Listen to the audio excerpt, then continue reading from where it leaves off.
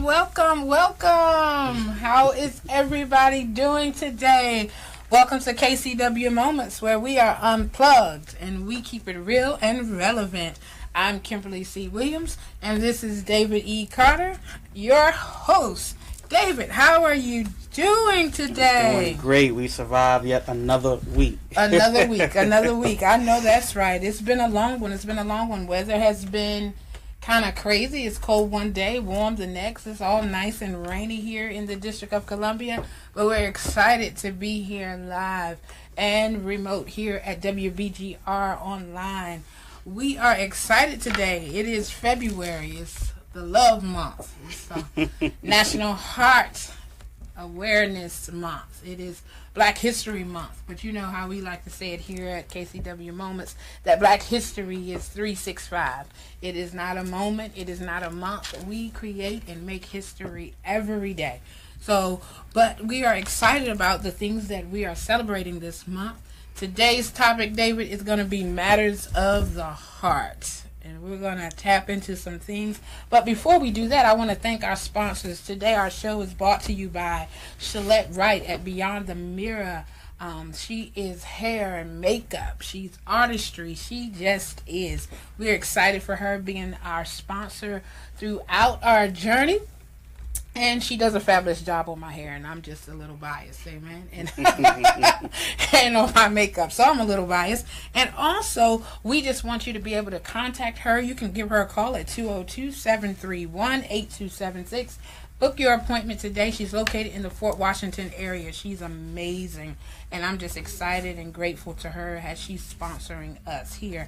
And also, we don't want to forget David, Marky D Studios. He's that DMV mobile photographer that will come to you, set up shop, and take all of your pictures. So we were really excited to be able to work with Marky D. He has done a phenomenal job on my photos, and thanks to you, David, for referring me to him. We're excited. He's a great young man, and he's doing big things here in the DMV. Check him out at Marky D Studios or Marky D Studios LLC on Instagram. Check him out and see how he does the doggone thing. So, David, you promised our listeners last week that we were going to get the 5 remaining steps on how to make a comeback. Yeah, well, last week we did talk about making a comeback. That was our primary topic. Yes. And we went down we broke it down so that people can know that it's okay to make a comeback whenever need be. So last week I gave you the first 5, and this week I'm going to give you another 5. We're going to start by saying the first one is don't be a one-man wolf pack. You don't always have to do everything by yourself. Even though sometimes we feel as though we can, it's okay to say, okay, look, I need some help. It's all right with saying that. Number 2 is read, watch, and listen to stuff that empowers you and serves your journey. If you're trying to make a comeback, you shouldn't be watching shows, listening to radio stations, or videos that will probably not make you want to have a comeback. Right. Got a little tongue twisted there. And take accountability and take responsibility for all the things that you do, whether right or wrong. And just give up. Now, if I say that, some people are saying, why would you tell me to give up if I'm trying to make a comeback and try to be more successful in my life? Well, I'm not talking about give up on your dreams. I'm talking about give up on that struggle. The struggle that's taken over, the struggle that's constantly on your mind. I want you to give that up. And learn from each and every mistake that you make. Because everything you do, everything you say, you can learn from it. Other people that you see going through things, learn from it. But keep on pushing in order to make that comeback. I know that's real. And those are great things. You know, we are always in the state of renewal.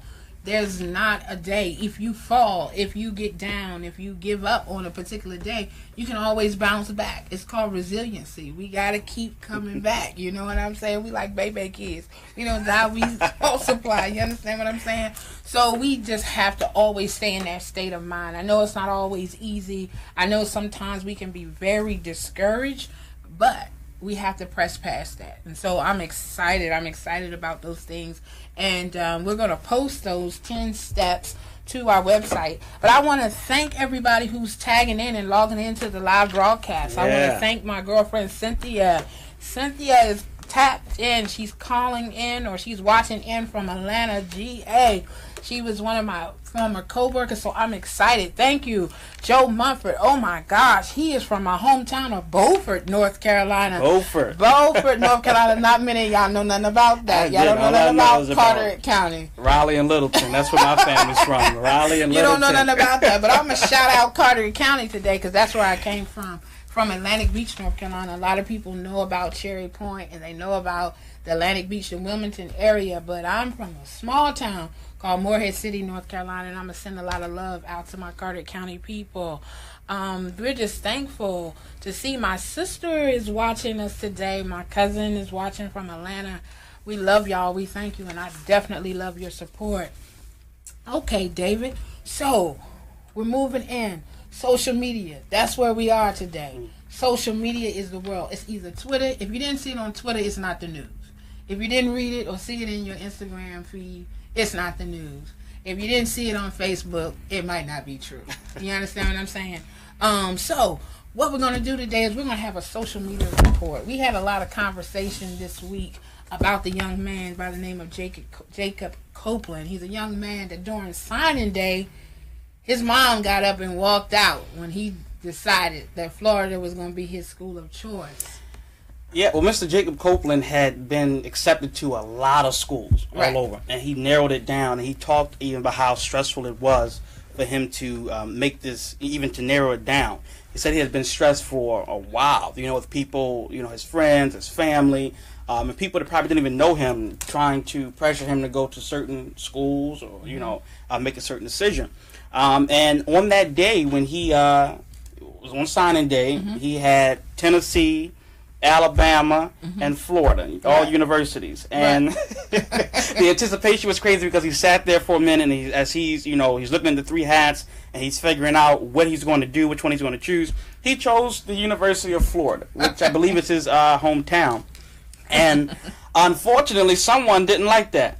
And that was the person that sat right next to him. Mama did not like that. So Mama didn't like that. So on the video, those of you that have seen it or you heard about it on the video, what she did, she immediately got up because she had on a Tennessee beanie and a University of Alabama sweatshirt. And she decided, well, you chose Florida. There's no need of me being here anymore. So she got up, she walked away, and even the commentators and reporters were like, who is that? Who is that just walked away? Who is that? So they found out eventually that it was, his mom. But what people didn't see, Kim, is that she did come back. She came back, and it was all a joke, according to Jacob himself. He said that it was all a joke. That she just, I guess she was trying to fool him. She came back, she hugged him, and she congratulated her son.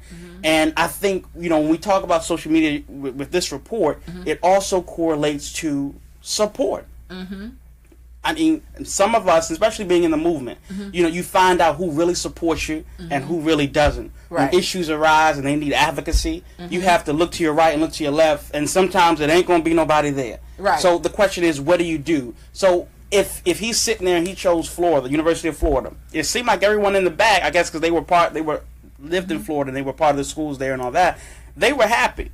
But the one who he thought was going to be there, although it's a joke, let's just put this into perspective, walked away. How do you handle that? How do you handle that? I mean, when I first saw it, David, I'm going to be honest with you, I was like, for real? This is what moms do? For real? Your son's biggest day, and you're going to get up and you're going to walk away, you're going to make it about you? That's how I first took it, And then, we had a lot of conversation throughout the week from different moms and different perspectives, and saying, she didn't act up, she got quiet, And me and my spiritual daughter were talking, and she was like, wow, she felt that she could have said a whole lot more, but she didn't. So she felt her walking away was just her handling it the best way she thought she could. And then my perspective, again, was just like, why would you do that? You're taking focus off of your son, even if it is a joke. We can't make it about ourselves. And one of the things I want to talk about is the fact that you said that social media only showed the blurb of her walking away. Yeah. Isn't it amazing, the perspective and the lens that they just going to give you just enough just to sow a seed, to show dysfunction in our families, to show dysfunctions in our communities, to say that our mothers aren't supporting our sons on the greatest day, so that you could leave a person like myself unaware and automatically saying, oh, well, you just being nasty about it, but she did come back. And I think that what we have to, I talk to you a lot when we're in our little mental or mentee sessions. Yeah. We talking about what the new norm is. How do we take and snatch media back to reflect what's really going on in our communities? Not just the bang bang shoot 'em up, the drug boys, not just the guys robbing, not just the girls who's out twerking and just doing their thing, but for the ones that are making an impact on community, the ones that are good students, the ones that are fighting through poverty, the ones that are going through things, but they don't allow what they're going through to keep them down. And so I just think that we really have to push back on the narrative. You know what I'm saying? Why would you just show that part and cut it off? But let's go and let's look at the whole thing. And so that's what I wanted to do when I said let's have the social media report out, because social media is a major yes, vein for us today. Our kids today, you a millennial, I'm not a millennial, but I stay with my phone. I give money on social media, so I stay on my phone. I'm always networking. I'm always doing something. Our sponsors, and one of our sponsors has joined us today. Shalette Wright is online with us today, and we're excited about her being there. We love you, Shalette. But she'll tell you, when I'm in her chair, I'm always doing something. I'm always doing something, some type of social media, sending a blast out here, saying something here. Another thing about social media, is so funny how I saw this meme going out this week, and it says, if Facebook or Instagram shut down today, you wouldn't have no church no more. So in other words, we got Facebook and social media preachers these days. But if the Bible says, now we keeping it, we unplugged, we real and relevant, but we gonna come from a Christian perspective at all times. So, but if the gospel of Jesus Christ says that the gospel would reach all nations, I know for myself on just one page, I got almost 5,000 people. When I say one word on my Facebook page, 5,000 people are being impacted immediately. Immediately. You know what I mean? So, if that's how we're going to get the gospel out, that's how we're going to get the gospel out. I mean, we watch BET, we watch TV One, we watch all these different broadcast networks that is not really speaking life to us. That's not really giving us a good reflection of who we really are. But when we get on Facebook and we talk, or we get on Facebook and we preach, you still mad. I'm just saying, get your life. You understand what I'm saying? Why do you think that is, David? The Black Lives Matter came out because a young lady tweeted after that scenario that Black Lives Matter. Don't our lives matter? But she didn't wake up an activist. She just woke up, saw a situation, and just put a hashtag and says Black Lives Matter. In other words, stop killing us. Our lives matter. But then the media scooped it up. They went back to the original tweet, and now all of a sudden we're activists. Let's talk about that. Well, and a few years back, I was on a panel, a social media panel. We were talking about how social media impacts or influences the community, community engagement, and even elections. So when we were talking about that, we talked about how powerful and how much of a useful tool that social media is. Some people don't look at it as that, but others do. But as powerful as it is, it can go both ways. It could be negative or it could be positive. With that being said, I remember a time when I was talking about when I had ran for office in Baltimore City.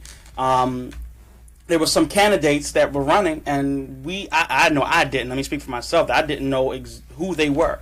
But the fact that they came on my TL, they sponsored their posts or they did a boost post, whatever they did. I didn't follow them. I didn't know anything about them until they came on my TL. And with that, that's a powerful tool, because I could have been one of many. I was one of many that now I didn't know them before, but now I do. And another gentleman had asked a question like, he puts flyers out, he puts information out, and he'll get maybe 4, 5, 6 likes, maybe, if that.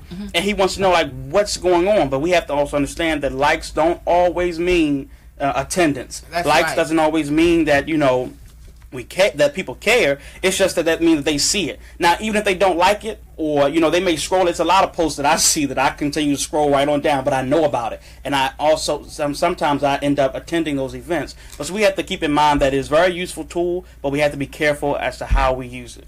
Exactly. I mean, because as we talk about the heart of the matter, we really got to get to the heart of the matter.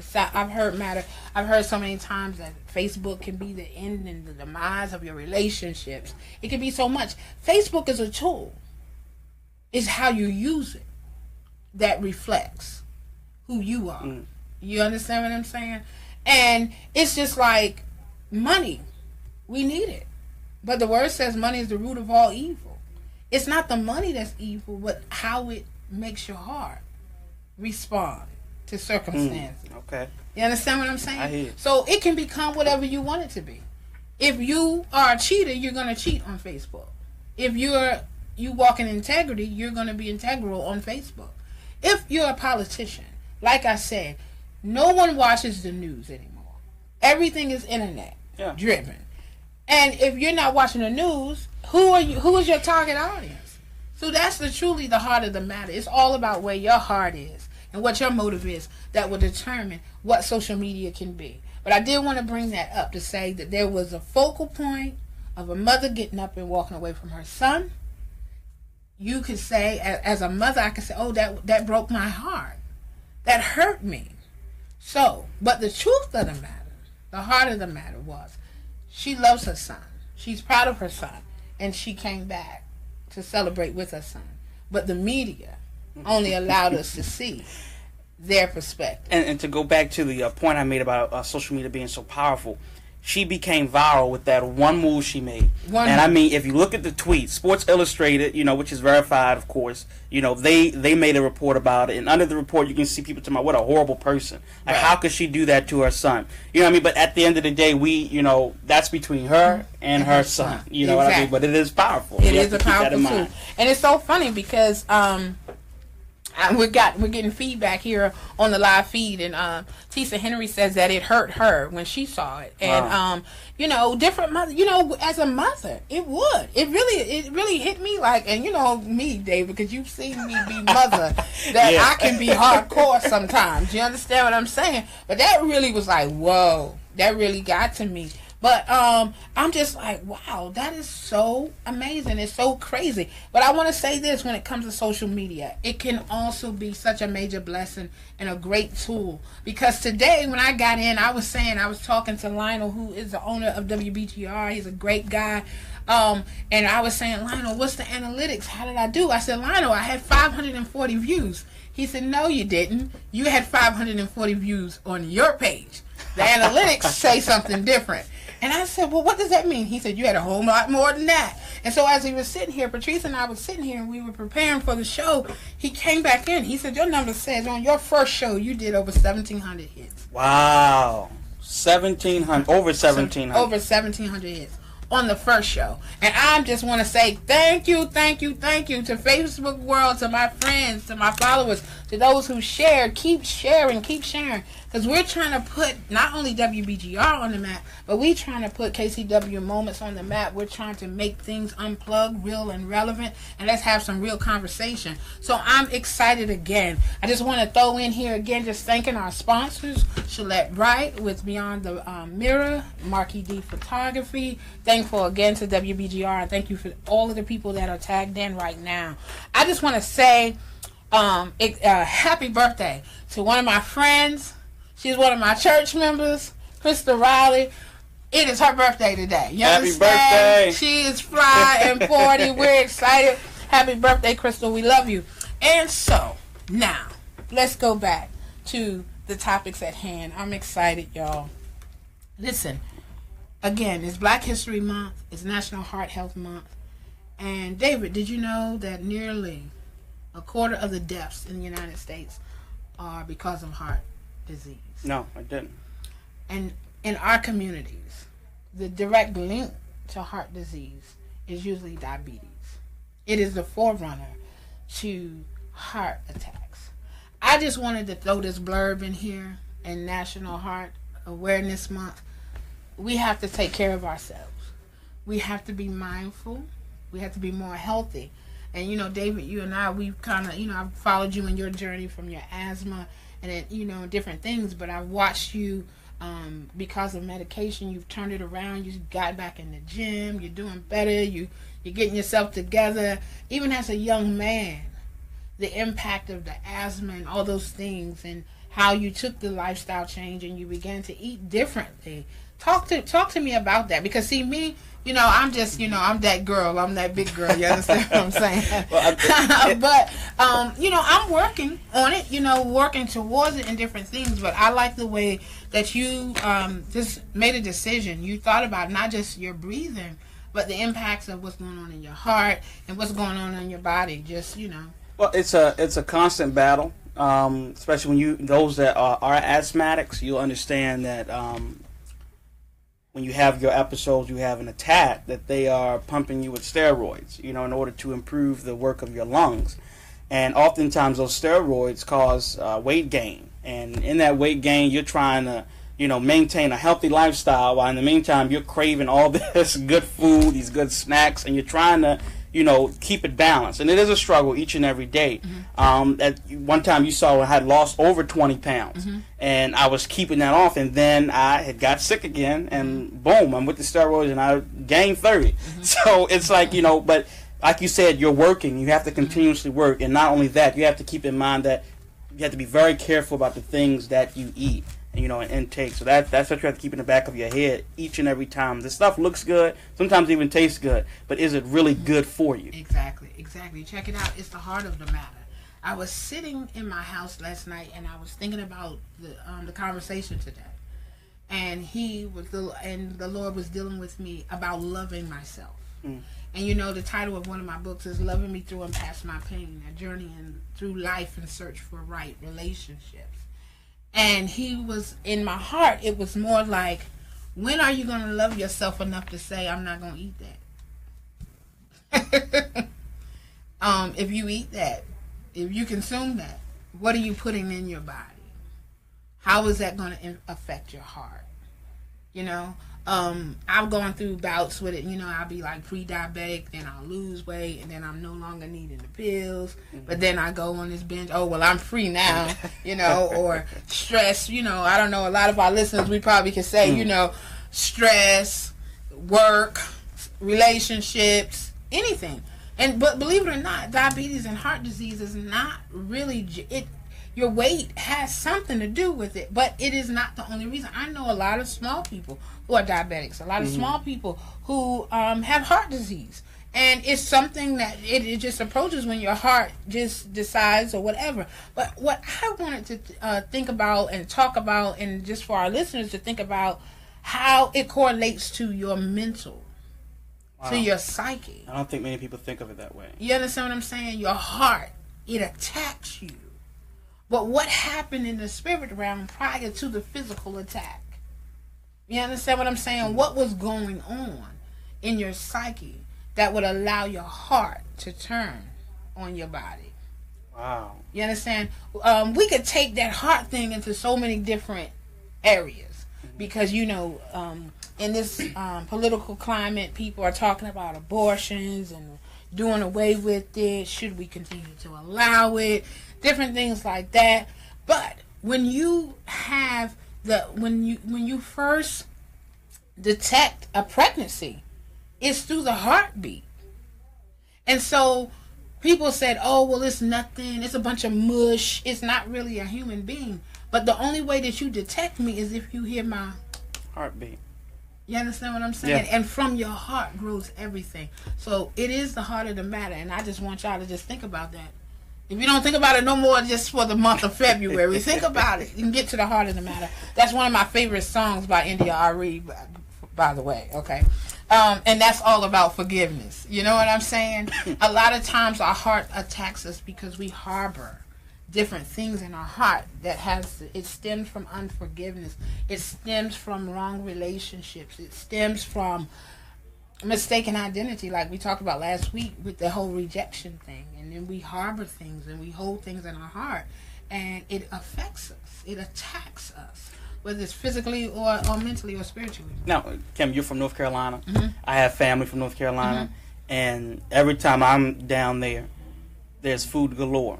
And that's what, you know, that's what people that have that, you know, that southern ancestry, or the southern people that left from the south, that's all they know. I mean, it makes you feel good, you know. So for people that grew up on that, what would you say to them? Because that has to be even more difficult than someone that just got a taste of something that's hooked on it, than to someone that has grew up on that comfort food that they like to call it so much. Well, you know what, David? This is what I really began to think about. Because if we look at where we are in our Black History Month, what our ancestors lived on were the leftovers. The pig feet, the chitlins. We had to make and create things out of what master left over for us. Now, we done tilled the land, we done groomed the land, we done planted, we done used bumper crops, we done took care of the stock, the cattle, and everything. So I really questioned this to say, if through the years and through the centuries we were strong physically, women having babies in the field, get up, go right back to the field, we were eating it. But I really believe that God sustained us with the manna that we had in that moment. My question is now, it is the ingredients and what they're injecting in the animals. Oh, okay. That is causing the body to dysfunction, to turn. You know, some people will say, well, in the scriptures it talks about not eating anything with cloven feet and different things like that. But then in the New Testament, he said anything you bless is good for you. It is the excessive eating that causes your body harm. And then I think that we really should go back to holistic type food and organic food. You know, organic used to be very expensive. If you notice in our communities, the Whole Foods and different things, they're not in our communities. No, now we got Wegmans, right? But the Whole Foods, they're not in our communities. They're not in our neighborhoods. I wonder why. And even if you get in your car and you go over there, it's more expensive. Why do you think? It's more expensive for you to eat a healthy meal than you to go to McDonald's and get two for $2.50. You're absolutely right. I remember doing a panel with National Action Network doing their policy legislation forum, and we talked about that. That was actually, it was health and wellness. We talked about how more expensive it is to get things like, I'm not just going to say make a salad. It depends on what you want in your salad to make it, more hefty. But it costs more money a year. It's more hundreds of dollars per year. That's what studies have shown for families that want to eat healthy than it is for someone that wants to go to McDonald's every day after school or take their kids to, Burger King for dinner. So why is it more difficult to live a healthy lifestyle and more expensive than it is to eat unhealthy? I think it's because it is systematic. We're going there. Let's go there. I think it's systematic. Systematically, they put that type of thing, just like it is. It's a church and a liquor store on every corner. Wow. But where are these churches and liquor stores? In our hood. In the hood. Except for the ones that's moved out into suburbia. But in the inner city, there's a church and a liquor store on every corner. So it makes me want to say, where's the power? I'm just gonna leave that right there and drop the mic. Tune in next week if you wanna get. Where's the power? I'm just saying, where is the power? Power to the people, okay? But I'm just saying, where is it that we can have a church, but we can have a liquor store? And then I'm gonna say this, and it is mostly, I was gonna say it a different way, because you know how I talk. Okay. But I understand that we are broadcasting live on WBGR, and I have to be a little politically correct. It is our Asian counterparts who own the liquor store. They own the fast food. They own the carry-out. But they got 5-inch plexiglass between me and you. Next, on the 24th of this month, we're going to talk about black economics. But let me just go ahead and throw this out right here. $1 only lasts less than 6 hours in our community. We get paid. We go to the bank. Before we get to the house, we stop to the carry-out. And we just pay our Asian counterparts who don't even live in our communities. Where is Big Mama? Why we not eating Big Mama's food? Why we not going back to the comfort food when Big Mama was taking care of the food? Well, are there any Big Mamas left? I'm Big Mama. I mean, yeah, but one in how many? You know what I mean? So that's not an official statistic, but I just, now times have changed with families and households. And the dynamic. Right, I'm a grandmother. And I'm still young. I'm still fly, and I'm not Big Mama to the sense that I'm going to be at the house cooking your breakfast when you get up in the morning and sending you to school and be back at the house when you get back to the house. No, I'm out getting it. I'm grinding. My great-grandmother, she, Nathalie, God rest her soul, but she was, she instilled that into my grandmother now, that, cook, have food, have it stored up, so you don't have to keep spending money out there, especially at unhealthy places. Right. But even today, like my grandmother, she, I'll come home from work, I won't even know, but she has that, spread out for me, already in the containers, ready for work the next day if need be. We gonna go to the next shout out to my grandmother. Shout out to your grandmother, but I'm just saying, ladies, he's single, but you better know how to cook. Yes, she has already set that standard, so I like to eat. So, look, ladies, I'm telling you, it's real, it's unplugged, and we're relevant. You understand what I'm saying? So, another thing we want to move into that, since we're talking about relationships, this is a great segue to say, David, did you know that in February is also Teen Dating Violence Awareness Month? And that is so powerful to me. When I saw that, I made a post about it last night. Teen Dating Violence Awareness. David, 1 in 10 teens who have been on a date have also been physically abused by either their boyfriend or their girlfriend in the last year. 1 in 10. So we walk down the street, we in the mall, at least one of them children have been physically abused. Within a relationship. Within the relationship. This is crazy. It's bananas. As we get ready to go into the next topic of discussion, talking about right relationships, moms, dads, these kids are seeing this somewhere. We need to stop. We need to pay attention. We need to focus in on our children. We need to stop letting BET, OWN, TV One, all of these different TV stations raise our kids. We have to get active back in our children's lives. We mothers, fathers, we have to be transparent. Mom, if you were abused, whether your children saw it or not, be transparent. Pay attention to the signs. You cannot allow this to happen. We cannot lose another generation to this. Physical and domestic violence is not acceptable on no level. Emotionally, physically, and we're going to go and dip in here spiritually. We can no longer rape our children. We can no longer rape our men and women. We can no longer physically put our hands on them and think that it's going to be okay. I'm still trying to understand and ask, how is number 45 still president with the way he handles and he treats women? How does he expect, or how does society expect our children to do better when they're not seeing better?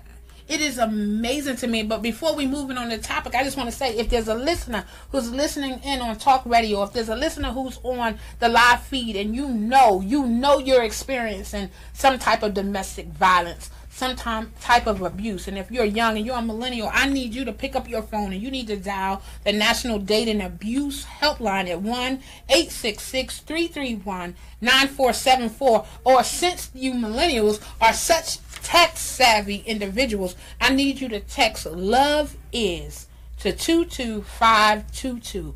I'm telling you, we have to reach out and we have to be transparent. We have to be able to talk about what we've experienced as adults, or what we have experienced as millennials, because millennials around that age now, in their mid to late 20s, early 30s, we have to talk about it, David. And if you have anger issues, you need to deal with those types of issues, especially when it spills over onto someone else. We have to take control. I don't want to hear nothing about, it wasn't me. Yeah, it was you, boo. It was you, boo. Now, let's put this into perspective. Let's talk about some instances. What about the parents? And I think you mentioned that previously. What about the parents that, or or the whether it's a single parent or whether mom or dad, what if they're already going through an abusive relationship? Isn't it kind of, now I'm not justifying it, but wouldn't it be very difficult to try and maybe not, I don't know how you could say, identify or try to assist your child that's going through that same thing that you may not be aware of, simply because you're blinded by what you're going through?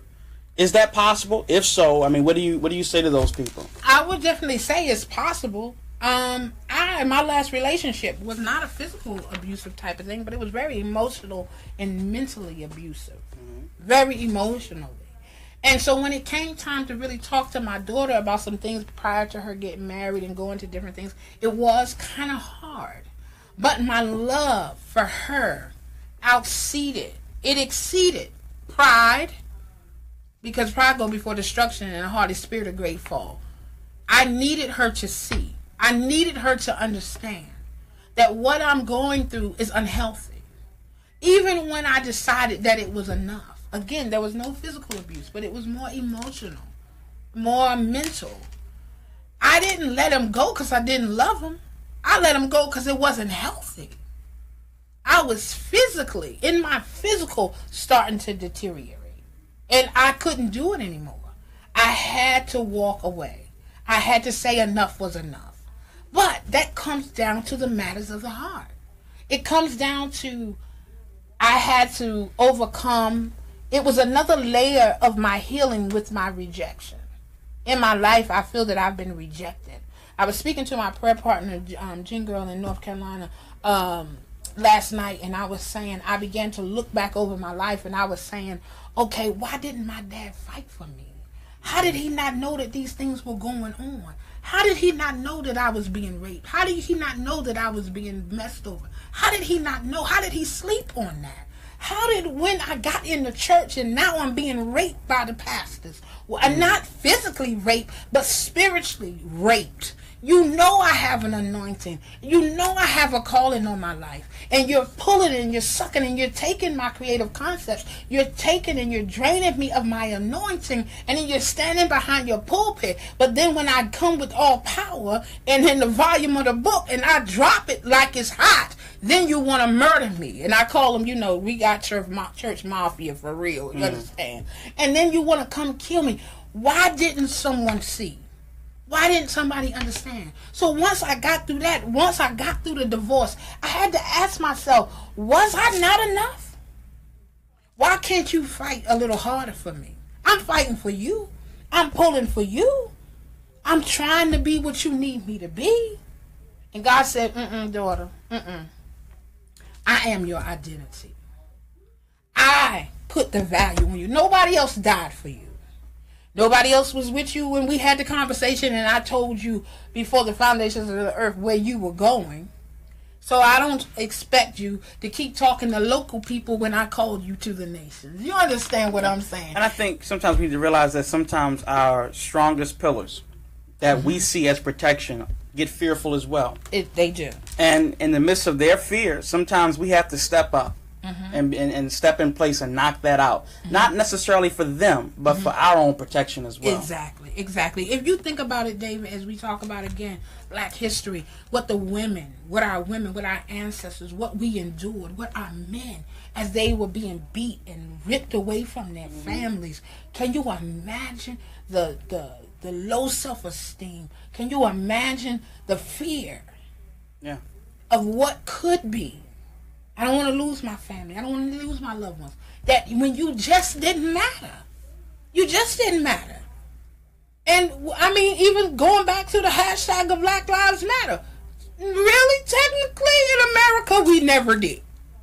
So I don't know why we're asking the question. So, can I add a side note to that? Because, did no one talk about all lives mattering until we started saying Black Lives Matter. So, I mean, and if you want to get technical, if I say Black Lives Matter and you counteract by saying all lives matter, you are supporting my original point that Black lives do matter. Exactly. I just had to throw that out there. I'm sorry. Go ahead. Side note, I know that's right. But, so I'm just saying, if in that situation, I had to be transparent with my daughter. You know my daughter. Yeah. I had to be very transparent with her, and I had to tell her, look, Mommy made a mistake. Mommy deserves better. mommy is going to get better. You can't do what I say. I tell my friends who are parents, we can't protect our children. They have to go through. Y'all have to go through. You have to face certain things in your life. We can't protect you and keep you away from harm. We can't protect you and keep you away from being hurt, your heart broken. We can't do it. But we must provide a safe place for you to fall. Oh. We must provide a safe place for you. But we have to be transparent. We were taught in our communities what's going on in your house. You know you married to the deacon. He's sleeping with... Oh, we going there? We going there. We unplugged. Real and relevant. He's sleeping with this one. He getting drunk. But he's still the deacon of the church. But you better not speak of it. You better act like everything. No. That day is over. You better cry loud and spare not. If you're being abused, if you're going through things, if your heart is hurting, if your heart is breaking, you better tell somebody, anybody. Somebody's going to listen. You know, I'm so tired of this, girl. I'm just going to pray for you. The devil is a lie. I'm going to need you to pray, and can I come stay at the house? Don't tell me you praying for me. So when you praying, God ain't speak? I'm just saying. What you're saying is true. And to our, millennials out there that are listening or watching on live, if someone has to put you down to put themselves up, there's nothing wrong with you. There's something wrong with them. And we have to keep that in mind. There's no way in the world should a man be able to justify. There is no justification putting his hands on a woman. That's and even vice versa. We need to keep our hands to ourselves. I honestly believe that. Yes. And then women, we also have to understand and know that we can't provoke a man. And then you want to run and scream, he put his hands on me. No, you provoked him. And I'm not saying it's okay. But we need to own our part too. We really do. We need to own our parts. Because sometimes we can be a hot mess. We can be a tad bit too much. I'm just saying. That. And as a woman, we need to know our place. And we need to know our space. And I understand I'm down with the feminist thing, but I'm feminine. I ain't trying to be nobody's man. I can't do that. My makeup ain't even in that. I'm a strong black woman. I can get out here and I can run with the best of them, David, but I'm a lady. Period. And I don't want to be out there changing no tires. I don't want to do none of that. I do want equal pay. But I'm just saying, come on. We need to draw the line somewhere. Absolutely. We need to draw the line somewhere. If we want equal rights, if we want the standard to be raised, we have to become the standard that we're asking others to set. And I want to say this because I know we're approaching this last hour, and I wanted to open the lines up. I'm going to go ahead and say this as we keep talking. If you want to call in, go ahead and call in to the radio station. The number is, where's my assistant right here, Patrice? 301-429 WBGR 9247. I sure love Patrice. She keeps me straight, y'all. I appreciate it. Call in to WBGR if you want to get in and on the conversation. Call in and we'll open up the lines, okay? But I want to talk about this real quick as we're getting ready to go. We got to be mindful of the time.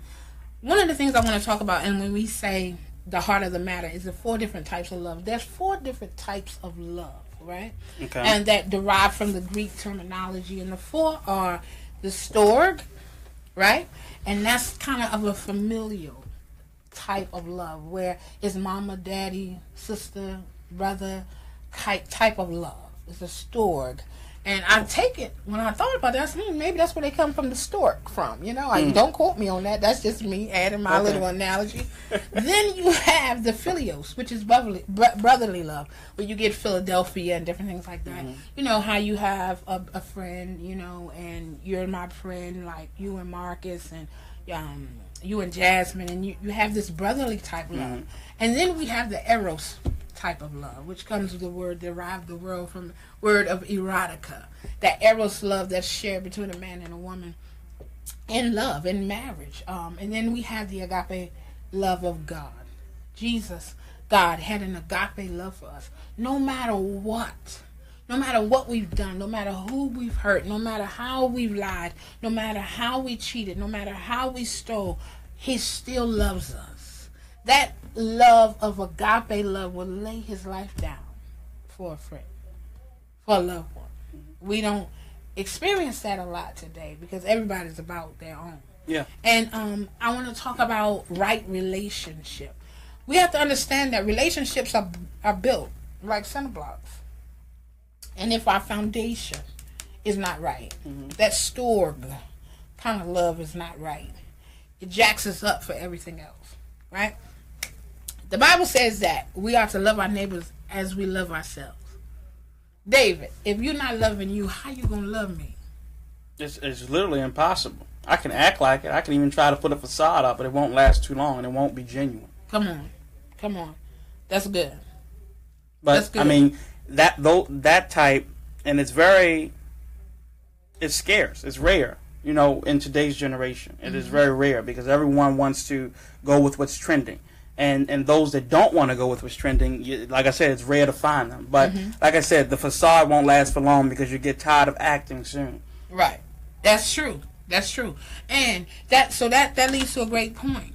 So in loving yourself, are you acting? Do you really love yourself? I think that loving yourself is a process, and I think it's an ongoing process. So one can say they love their self, but to what extent? To what capacity do you actually love yourself? And that goes with each day of learning, that you learn, how to love yourself. There's some things that you may do that you hate, but why are you still doing it? We'll talk about that topic more in depth another time. But seriously, there are certain things that, like let's just, put this in there, addiction. Some people want to stop what they're addicted to. They want to get rid of it, but they can't seem to stop it. They don't love it, but they're always constantly in that realm of addiction. So I think when loving yourself is not something that can just happen in a day, but it's something that can start in a day. I like that. I'll use that as a quote on Instagram. I know that's right. That's a tweet. Yes, it is. Okay. And I really think that it is the right relationship. If I could flip over here to the church, it's like for a long time you can get coming into ministry or coming into relationship with God, a person giving their life to Christ. We talk about religious things. As a preacher, I cannot stand sitting in the congregation and somebody say, "Give me an F sharp or a D flat." Are you kidding me? The emotionalism. I work for American Psychological Association, so this whole psychology thing is opening up. And when we're in Bible colleges, we're taught how to homiletics and all this other stuff. We're taught all of that, how to play with the emotions of our listeners.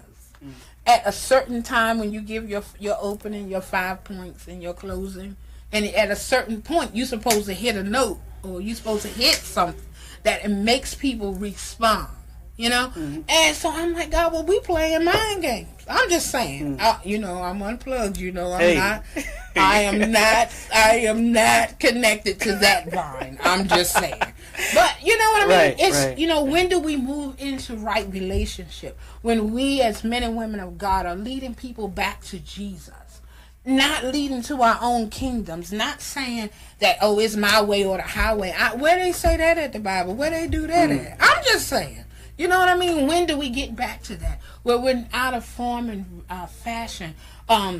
Or right relationship is saying, we get married. We have this concept in our minds where we go to college, we get a good degree, we get a good government job, which we know that ain't safe no more because we just had a shutdown again the other day. Yeah, while we was asleep.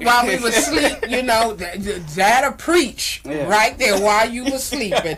You understand what I'm saying? Yeah. So, but I mean, we have this facade, this perception of saying it's college, it's meet your man in college, you get married, you have the white picket fence. Well, what does a white picket fence look like? For me, it's a penthouse overlooking the harbor. Okay. I don't need a right. You understand what I'm saying? For me, it could be a house in the DR. It could be whatever. But when do we get into right relationship? And we marry and we engage with people for kingdom purposes and not just for our own fleshly desires. Let's throw this in there. What about, because you said it's either my way or the highway. That wasn't in the context that I'm about to use it, but I'm saying that those people that may not want to follow you to the particular religion that you represent, does the love limit expression of love limit when it comes to them? No, because God died. I mean, Jesus is for everybody. You know what I'm saying? My thing is like this. Love covers a multitude of sin. If my love can't, the Word of God tells me, if the Holy Ghost don't draw you, you're not coming anyway. But if my love is a love that's an agape type love or a phileus type love, you're going to be drawn to me. I don't have a heaven or hell to put you in, but my light should shine. And if you start asking questions, it's a segue for me to communicate with you. But I don't care who you are, what religion that you study or you believe. I'm required. I am demanded. It is a command. It says love your neighbor. He didn't say, you know what, if you think about it today, I might need you to love your neighbor. He said love your neighbor.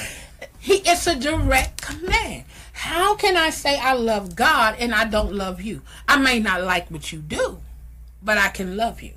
And that's a topic that we had to have a conversation about, especially in the church.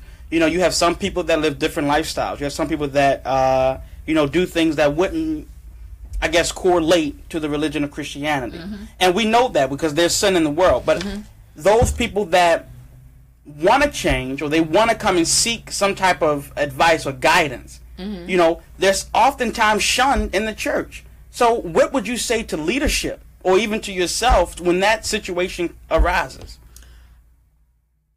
Check yourself. And who we checking? Who we checking? Yourself. The Word of God will cause you to check yourself. See, first of all, we need to understand, like I said, get back to the agape love of God. Jesus, when he sent his son to die on the cross for us. You know what? I'm getting ready to go out here and I'm going to throw this out here and I want y'all to fill my timeline up. Blow it up. Question me. I don't care. Call the phone number. Let me give it to you again. 301-429-9247. It's 2:37. You got a few more minutes because I know I'm getting ready to lose a few right up in here. But I'm going to go ahead and say this. Love goes into any relationship expecting to be hurt. I lost you right there. I know I did. Can you say that again? Love goes into a relationship expecting to be hurt. Ask me how. How? Because when God created man, right? He created man in his own image, right? Then after he created man, he created female. They had children. Cain killed Abel. First of all, back up. Adam came, God said to Adam, don't eat of the tree of knowledge of good and evil. See, he told Adam, the first thing he did, when Eve came sashaying with herself, and she gonna eat, didn't nothing change when Eve ate. Did you know that? Did you notice that? Nothing changed. When she had the conversation with the serpent, and she ate of the fruit, that's how the devil gets you. He said, you eat, you won't surely die. He threw that adverb up in there and said, you won't surely die. So he gave her just enough truth to make her eat of the fruit, right? We're going to have Theology Bible Study 101 these last few minutes. So, but when she ate, nothing changed. It didn't change until the man ate. Because that's who God gave the direct order to. Right? He didn't do what God said. He yielded of himself because of his wife. And because of that, he works from the sweat of his brow. And now we live in sin. Check this out. Jesus came to the earth to die. So he came to the earth knowing he was going to die. His love came into the earth to love us enough to die. He came into a relationship with us expecting to get hurt. That's the difference between agape love. You understand what I'm saying? He came to this earth knowing he was going to die. Ask me how. How? Because when he was in the garden and he was toiling, his boys, they went to sleep. Now, Peter done cut off folk ears. He done got the cussing. He done did all that. And Jesus says to him, can you tarry 1 hour? You only had my back. So then he goes back. And he's having this conversation. Dude is sweating blood. You understand? He's having this conversation with his daddy. And he says, if this cup can pass, he knew that he had to die. Love came into a relationship with mankind, expecting to be hurt, but he didn't charge us for it. So do you believe that that's the problem with today's relationships, is that we are charging others for love? Most definitely. We want this little facade, this little, he loved me, as we wrap up. Oh, he loved me today. Let me tell you something. The Bible says that out of man he created woman. And in any surgery, you know, you heal in pain. That'll preach right there. You heal in pain. You get operated on. They open you up. They cause you pain in order for your healing to come. Wow. So when you find your soulmate, there's a spooning, there's a coming back together, there's a healing, a oneness that has to take place. There's a But in the midst, there's going to be pain. There's going to be pain. But see, if I don't expect you to be the end all, the meet all, I can love you through and past your pain. Because my expectancy is through Christ. It's not on you. You're going to fail me. But we're going to end on that one. They're going to fail you. It's a matter of the heart. I'm going to fail you. All right? Don't be surprised. Don't be surprised. So, just in case his future wife is listening, he's going to fail you. There'll be some mistakes coming up, all right? He likes to eat. You got to cook. Yeah. He may tell you he don't like your pork chops, but it's going to be all right. It's a matter of the heart. It's a matter of the heart. So, David, as we come to a close today, we didn't get any callers today. We got a little bit of feedback going on. Okay. And I want to say hi to Pastor Darrell Ham out of Baltimore. Thank you, man of God, for joining in. I want to say hello to my other daughter, Latoria Worrell, calling in from Richmond, Virginia. Hi, Monica. Hi, Monica. Praise God. I love you, Monica. She's tapping in from Lawrenceville, Virginia. Tell my spiritual daughter, tell my daughter Eartha, I said I love her. Camilla Johnson Wood, I appreciate you. Ellen Lotasha Lee Dillett, one of our first listeners out of Memphis. Baby! I love you, Lotasha. I want to say this. I want to thank our sponsors again. Beyond the Mirror with Shalette Wright. I want to thank Marcus Williams with Marky D Photography. I want to thank the WBGR family here. It's an amazing situation going on here. Look for some things coming up. We got an event coming up on March the 17th. Red carpet. We pulling out the red carpet. I need you to buy your tickets. The tickets are going on sale shortly. We're excited about what God is doing here at WBGR, what he's doing with KCWmoments. David, I'm excited about what he's doing in your life. It's 2:44, David. We got a minute. If you could sum up what we talked about today in 30 seconds or less. Okay, let's see what we can do. Well, you know, we started off talking about we talked about matters of the heart, and we talked about how matters of the heart is connected to each and everything that we do, whether it's, you know, on social media, whether it's with your mom, whether it's with a spouse, or just something that you're interested in. Your heart has that nucleus power to connect to everything that you try to do, or that you want to do, or expect to do. But you have to understand this, that in order to make a comeback, you have to let go of what's holding you back. Come through here. So with that being said, this is KCW Moments radio show, and we're doing what? Unplugged, real and relevant. I know that's right. And I just want to say this to you as we get ready to close out on this, what I just said to David. Love goes into a relationship expecting to be heard. Change your perception. Change your viewpoint. Change your eyesight. Don't focus in on the negative. It's in a moment that if you can reflect and you can say to yourself, What does God say to these things? What is my truth? Where is my pain deriving from? Why do I keep attracting this type of thing? What are the matters of my heart? This is Kimberly C. Williams. I love you. Thank you for joining us. We're unplugged, real and relevant. We love you. See you next week. Love you. See you next week.